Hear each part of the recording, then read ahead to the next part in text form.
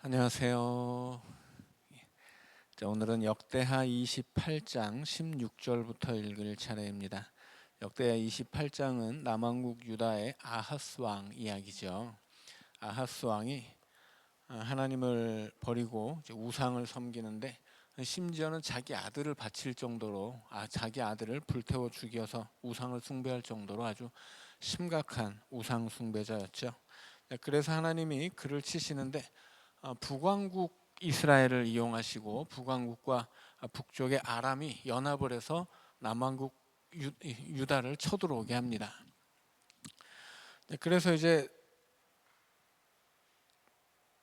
아주 대패를 하죠. 대패를 하고 그 김에 북왕국 이스라엘 사람들이 남왕국을 쳐들어와서 20만 명을 사로잡아서 이제 노예로 부르려고 포로로 잡아가다가 이제 하나님의 경고를 받고 이제 풀어주는 사건들이 있었죠. 그러나 아하스는 회개하지 않습니다. 그래서 하나님이 또 아하스를 징계하는 이야기가 계속 이어지는데, 이제 28장 16절부터 또 읽어가도록 하겠습니다. 그때 아하스 왕이 아수르 왕에게 사람을 보내어 도와주기를 구하였더니, 이는 에돔 사람들이 다시 와서 유다를 치고 그의 백성을 사로잡았음이며. 자, 아하스 왕이 아수르 왕에게 사람을 보내어 도움을 청합니다. 왜냐하면 지금 북쪽에 있는 남왕국 유다의 북쪽에 있는 북왕국 이스라엘과 그 위에 있는 아람이 힘을 합쳐서 쳐들어왔죠. 그래서 이 아하스는 그 더 북쪽에 있는 아수르 제국에 이제 도움을 청한 거예요. 그런데 이제 17절에 보면 에돔 사람들이 다시 와서라고 이제 이야기하는데, 다시 와서는 에돔 사람들까지 이렇게 번역하는 게 더 내용상 맞습니다. 그러니까 지금 남왕국 유다에 북왕국과 아람이 연합해서 쳐들어왔는데, 거기에다가 에돔까지 이제 가세해서 괴롭힌다, 이제 그런 이야기입니다. 자, 그리고 이제 그 뒤에는 또 블레셋까지도 합심해서 남왕국 유다를 치는 이야기가 나와요. 이 모든 것은 다 아하스가 하나님을 배신했기 때문에 하나님이 그를 징계하는 이야기입니다. 28장 18절입니다.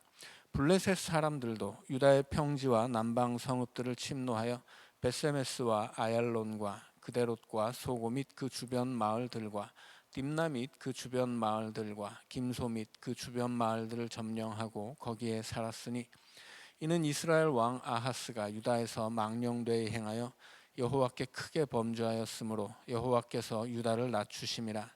아수르 왕 디글랏 빌레셋이 그에게 이르렀으나 돕지 아니하고 오히려 그를 공격하였더라.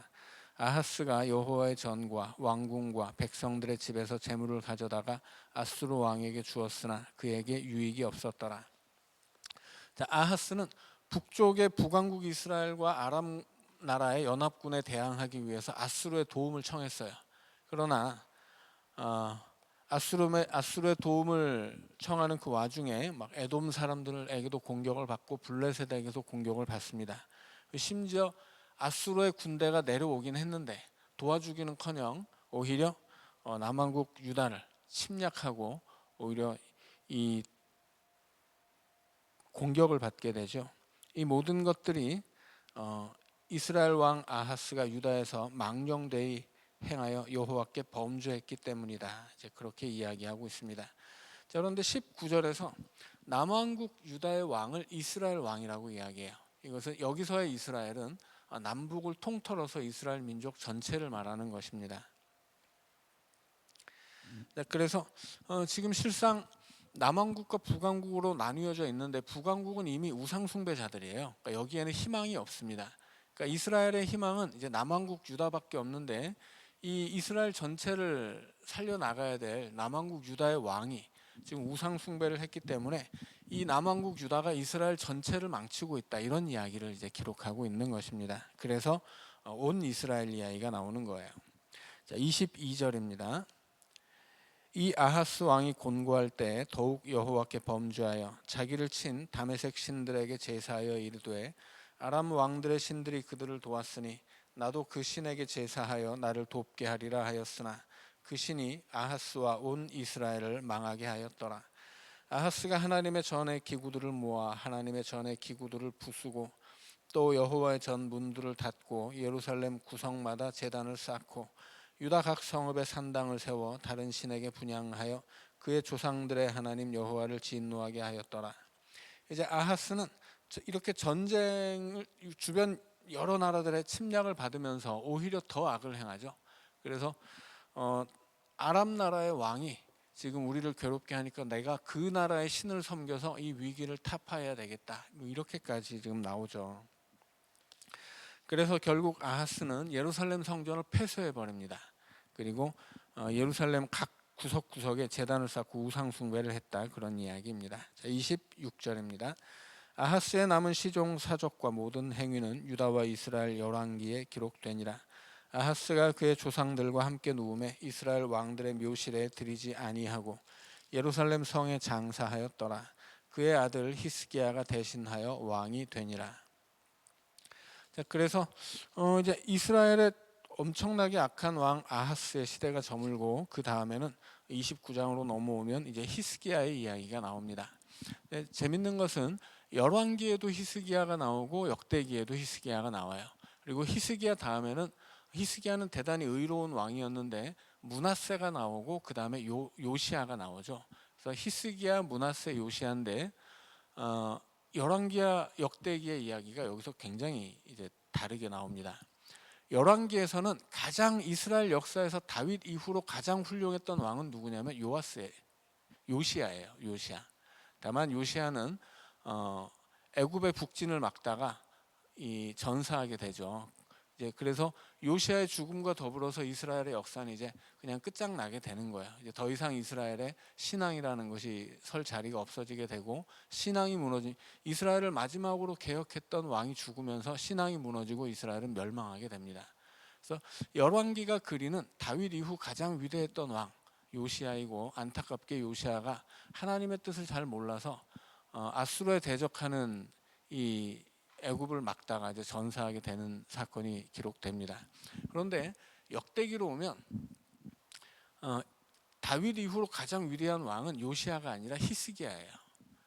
그리고 히스기야는 열왕기에서는 히스기야가 뭐 의로운 왕이긴 하지만 교만하기도 하고, 그리고 이 바벨론의 사신들에게 왕궁의 보물 창고를 개방하면서 외교를 통해서 자기 나라를 지키려고 하는 일들도 있었어요. 그런데 역대기에서는 그런 사실들은 철저하게 감춰집니다. 그래서 언뜻 그런 그 바벨론 사신의 이야기도 있고 히스기야가 잠깐 교만했다는 이야기도 잠깐 나오지만 구체적인 얘기는 적지 않아요. 왜냐하면 역대기는 히스기야가 가장 위대한 왕이었다고 기록하기 때문이에요. 히스기야가 가장 위대한 이유는 뭐냐면 히스기야가 성전을 개혁하고 성전의 질서를 다시 세웠기 때문입니다. 그래서 역대기는 성전 중심의 기록이기 때문에 성전을 재정비한 히스기야는 마치 이 다윗처럼 위대한 왕이 되는 거예요. 다윗이 위대했던 이유는 성전을 세울 준비를 하고 성전의 모든 운영에 관한 질서를 세웠던 왕이기 때문이거든요.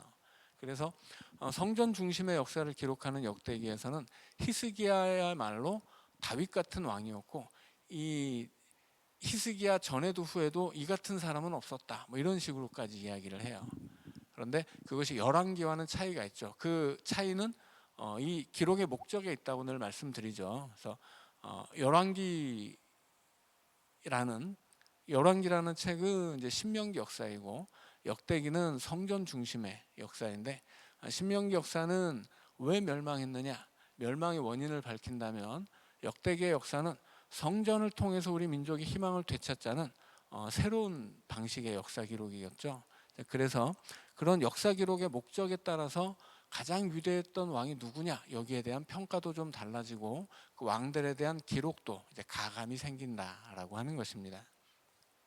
그래서 히스기야의 이야기는 열왕기보다 훨씬 더 길게 기록되어 있어요. 역대기에는. 자, 29장입니다. 히스기야가 왕위에 오를 때 나이가 25세라 예루살렘에서 29년 동안 다스리니라. 그의 어머니의 이름은 아비야요 스가리아의 딸이더라. 히스기야가 그의 조상 다윗의 모든 행실과 같이 여호와 보시기에 정직하게 행하여. 자, 29장 2절에서 히스기야는 어떤 사람이에요? 다윗 같은 왕이에요. 그래서 다윗 이후로 가장 위대한 왕, 그는 히스기야다, 이렇게 역대기는 기록하는 것입니다. 자, 3절입니다. 첫째 해 첫째 달에 여호와의 전 문들을 열고 수리하고 제사장들과 레위 사람들을 동쪽 광장에 모으고 그들에게 이르되 레위 사람들아 내 말을 들으라. 이제 너희는 성결하게 하고 또 너희 조상들의 하나님 여호와의 전을 성결하게 하여 그 더러운 것을 성소에서 없애라. 우리 조상들이 범죄하여 우리 하나님 여호와 보시기에 악을 행하여 하나님을 버리고 얼굴을 돌려 여호와의 성소를 등지고 또 낭실 문을 닫으며 등불을 끄고 성소에서 분향하지 아니하며 이스라엘의 하나님께 번제를 드리지 아니하므로 여호와께서 유다와 예루살렘에 진노하시고 내버리사 두려움과 놀람과 비웃음거리가 되게 하신 것을 너희가 똑똑히 보는 바라. 이로 말미암아 우리의 조상들이 칼에 엎드러지며 우리의 자녀와 아내들이 사로잡혔느니라. 이제 이스라엘의 하나님 여호와와 더불어 언약을 세워 그 맹렬한 노를 우리에게서 떠나게 할 마음이 내게 있노니 내 아들들아 이제는 게으르지 말라. 여호와께서 이미 너희를 택하사 그 앞에 서서 수종들어 그를 섬기며 분향하게 하셨느니라. 자, 히스기야의 앞선 히스기야 아버지 아하스가 성전을 폐쇄하고 우상을 섬기고 심지어는 전쟁에 패배한 이후에 다른 나라의 우상을 더 섬겼기 때문에 이스라엘이 멸망했다고 보는 거예요. 그래서 히스기야는 자기 나라를 살리기 위해서 다시 성전문을 열고 이제 이 레위 지파를 다시 모으고 그리고 더럽혀진 성전을 다시 거룩하게 해야 된다라고 이야기하는 거죠.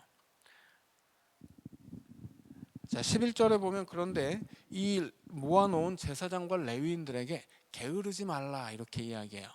자, 게으르지 말라라고 하는 것은 그들이 게을렀다는 뜻이죠. 이제 무엇에 게을렀는지는 이제 나중에 나오는데 제사장들이 자기 자신을 성결하게 하는데 게을렀어요. 그러니까 제사장들이 스스로 거룩하지 않으니까 이 백성들 앞에서 본을 보이지 못했다라고 하는 거죠.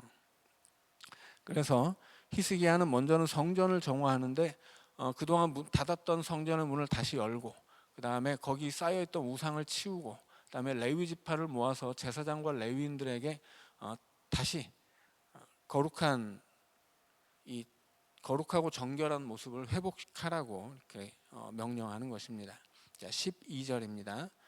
이에 레위 사람들이 일어나니 곧 그핫의 자손 중 아마세의 아들 마핫과 아사랴의 아들 요엘과 무라리의 자손 중 압디의 아들 기스와 여할렐렐의 아들 아사랴와 게르손 사람 중 심마의 아들 요아와 요아의 아들 에덴과 엘리사반의 자손 중 시무리와 여우엘과 아삽의 자손 중 스가랴와 mat다냐와 헤만의 자손 중 여후엘과 시므이와 여두둔의 자손 중 스마야와 우시엘이라. 그들이 그들의 형제들을 모아 성결하게 하고 들어가서 왕이 여호와의 말씀대로 명령한 것을 따라 여호와의 전을 깨끗하게 할세. 제사장들도 여호와의 전 안에 들어가서 깨끗하게 하여 여호와의 전에 있는 모든 더러운 것을 끌어내어 여호와의 전 뜰에 이름에 레위 사람들이 받아 바깥 기드론 시내로 가져갔더라.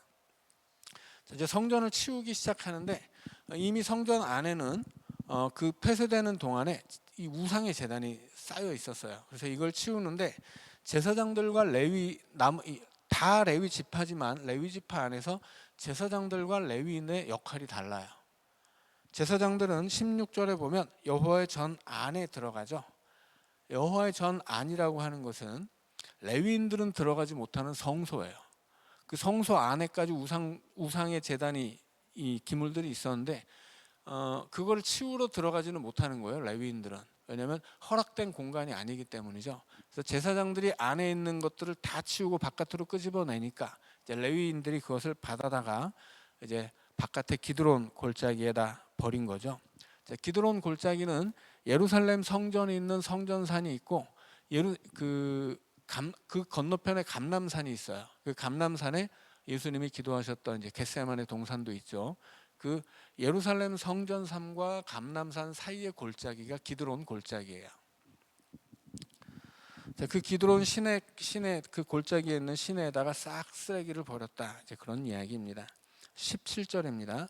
첫째 달 초하루에 성결하게 하기를 시작하여 그달 초 8일에 여호와의 낭실에 이르고 또 8일 동안 여호와의 전을 성결하게 하여 첫째 달 16일에 이르러 마치고 안으로 들어가서 히스기야 왕을 보고 이르되 우리가 여호와의 온 전과 번제단과 그 모든 그릇들과 떡을 진설하는 상과 그 모든 그릇들을 깨끗하게 하였고 또 아하스 왕이 왕위에 있어 범죄할 때 버린 모든 그릇들도 우리가 정돈하고 성결하게 하여 여호와의 제단 앞에 두었나이다 하니라.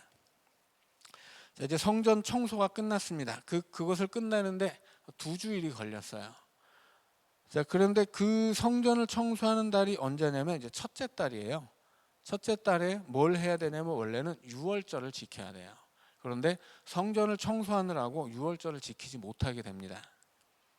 자, 그래서 이제 나중에 청소 때문에 미루어졌던 유월절을 그 다음 달에 지키게 되죠. 자, 20절입니다.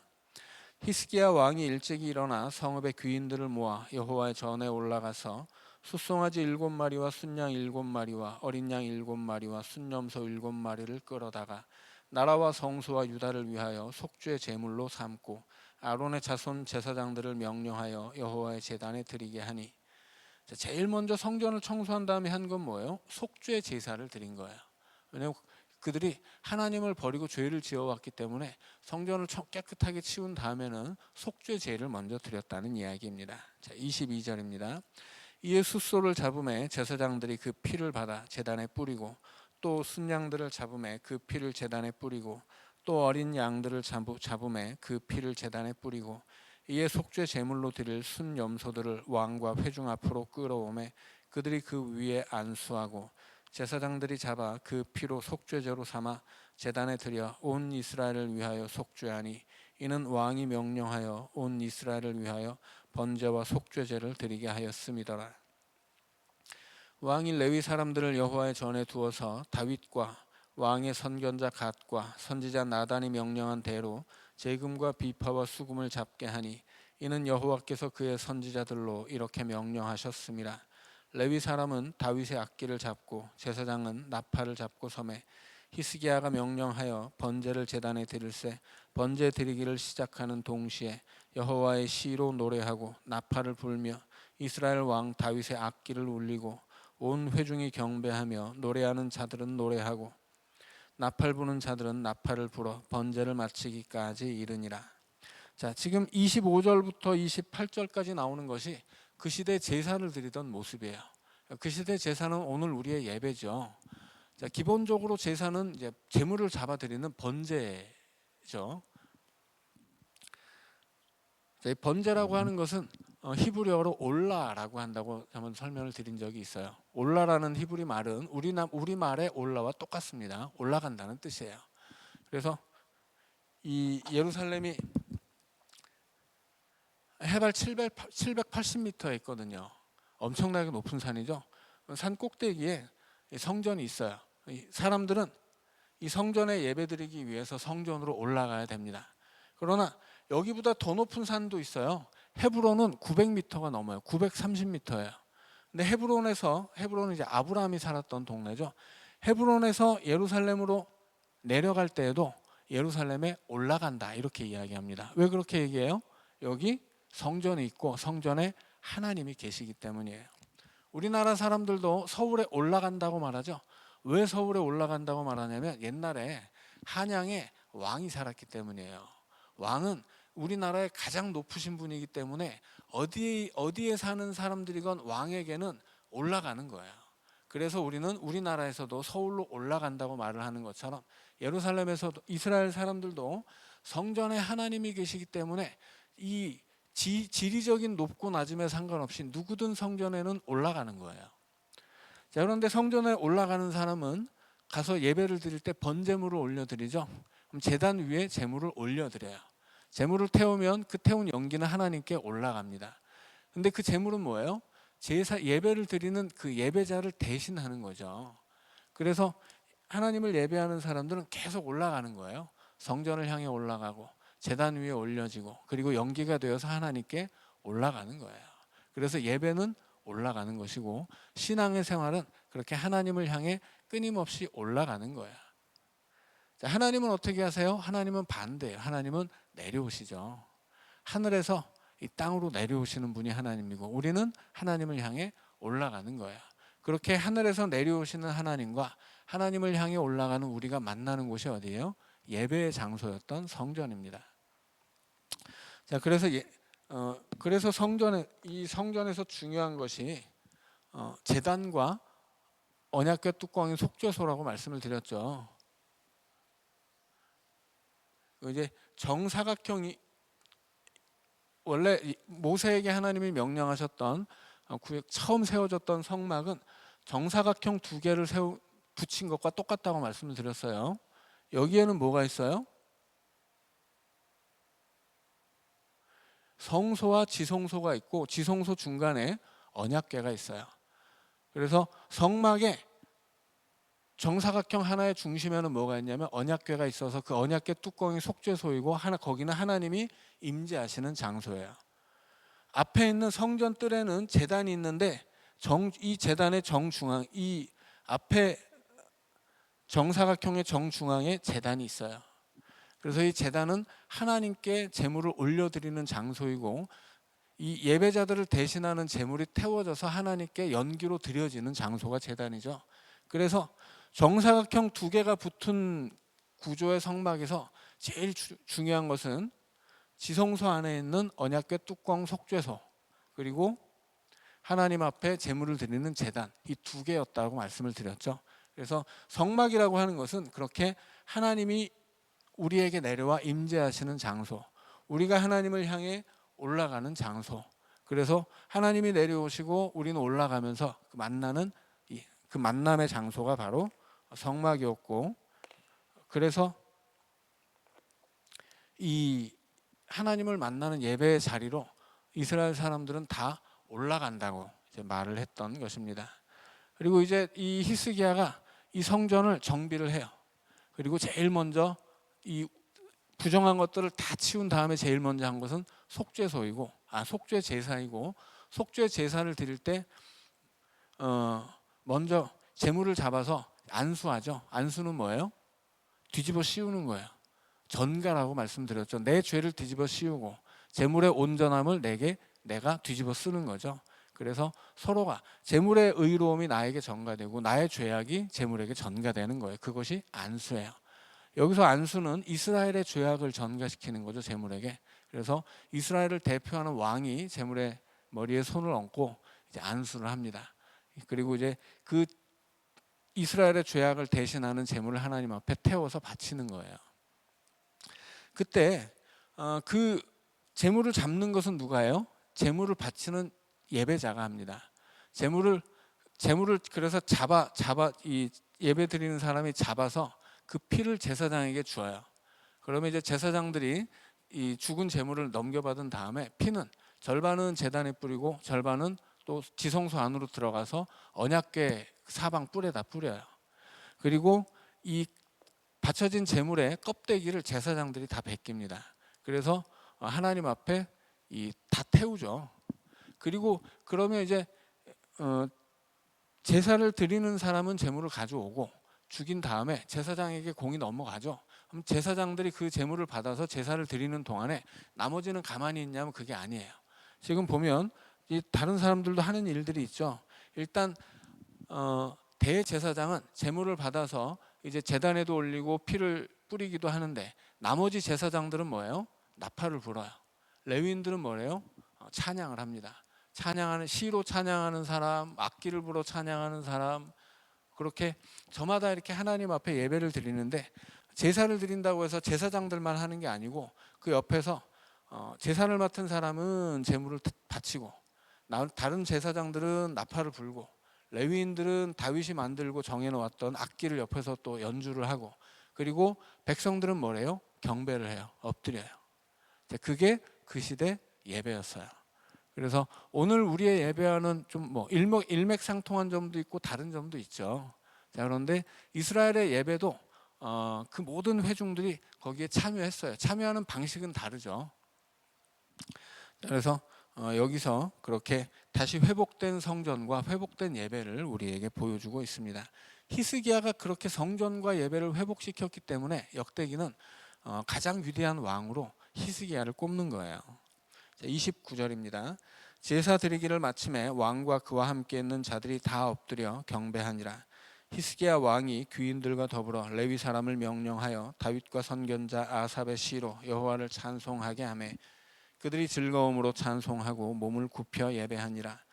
이에 히스기야가 말하여 이르되 너희가 이제 스스로 몸을 깨끗하게 하여 여호와께 드렸으니 마땅히 나와 제물과 감사 제물을 여호와께 전으로 가져오라 하니 회중이 제물과 감사 제물을 가져오되 무릇 마음에 원하는 자는 또한 번제물도 가져오니 회중이 가져온 번제물의 수요는 숫소가 70마리요 순양이 100마리요 어린 양이 200마리이니 이는 다 여호와께 번제물로 드리는 것이며 또 구별하여 드린 소가 600마리요 양이 3,000마리라. 그런데 제사장이 부족하여 그 모든 번제 짐승들의 가죽을 능히 벗기지 못하는 고로 그의 형제 레위 사람들이 이 일을 마치기까지 돕고 다른 제사장들이 성결하게 하기까지 기다렸으니 이는 레위 사람들의 성결하게 함이 제사장들보다 성심이 있었습니다. 번제와 화목제의 기름과 각 번제에 속한 전제들이 많더라. 이와 같이 여호와의 전에서 섬기는 일이 순서대로 갖추어지니라. 이 일이 갑자기 되었으나 하나님께서 백성을 위하여 예비하셨으므로 히스기야가 백성과 더불어 기뻐하였더라. 자, 29장에서 이제 처음에 19절까지는 이 성전을 청소하는 얘기죠. 닫혔던 성전문 다시 열고 거기 있었던 부정한 것들 다 치우고, 그리고 20절부터는 성전을 다시 재봉헌하는 예식입니다. 그래서 속죄제를 드리고 이 왕과 신하들이 와서 백성들도 대표들도 부르고 거기서 다 엎드려 예배를 하고 이제 레위인들이 버렸던 이제 직분들 그들의 역할도 다 다시 이제 맡기게 되죠. 그리고 그 다음에 뭘 하는 거예요? 31절부터는 백성들을 다 불러요. 그래서 이제 성전을 다시 열었고 이제 왕과 신하들이 하나님 앞에 예배를 다시 드렸으니까 이제 백성들에게도 너희도 예배를 드려. 이렇게 해서 수많은 제물을 가져와서 하나님 앞에 드리며 이제 예배를 또 드리죠, 백성들도.